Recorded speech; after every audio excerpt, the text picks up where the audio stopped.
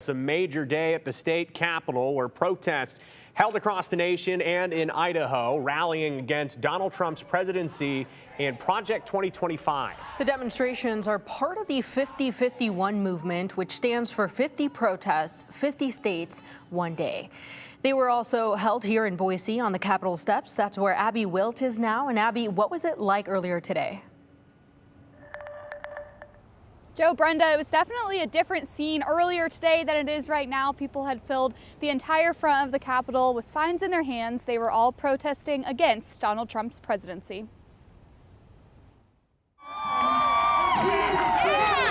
Across 50 states, 50 protests. A lot of people are feeling the same way. With one cause, to stand against President Donald Trump and his administration. It's amazing to be connected nationwide. It makes me feel like I'm doing something important. Over 400 Idahoans came to the steps of Idaho's capital. They say to advocate for unity and change. We are kind of focused on coming together as not leftists or right-wing or moderate people, but as American people. Get to know people who don't agree with you and learn to love them anyway. Kay organized the protest after feeling called to step up. I've never done anything like this before, but I saw a need and I just wanted to fill it.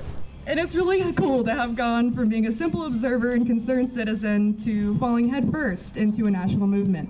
Protesters shared their stories about transgender rights, abortion access, and their concerns with Elon Musk's involvement in government decisions. And I'm very, very disappointed with what's happening in Washington. They say Trump's removal of DEI policies and his stance on immigration and healthcare threaten their rights. I am concerned that President Trump is dismantling so many things without a plan on how it's going to run or be replaced. We also advocate for the reinstatement of diversity, equity, and inclusion frameworks to ensure that all Americans are treated with dignity and respect. They are calling for Idahoans to speak up and use their voices. We're all just mothers and fathers. We're sisters, brothers, and cousins.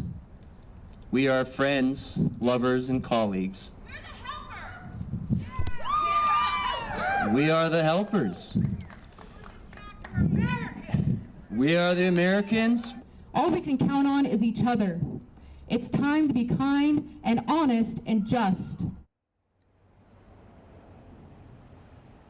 And organizers tell me that while today was, of course, the official protest, they're not going to stop raising their voices for the next 4 years of Trump's presidency. And Joe and Brenda, I also did reach out to the governor's office as well as House Republicans to see if they had a statement or a comment on all of the protests going on today at the Capitol, and I have not yet heard back from them, but we'll continue to make those calls.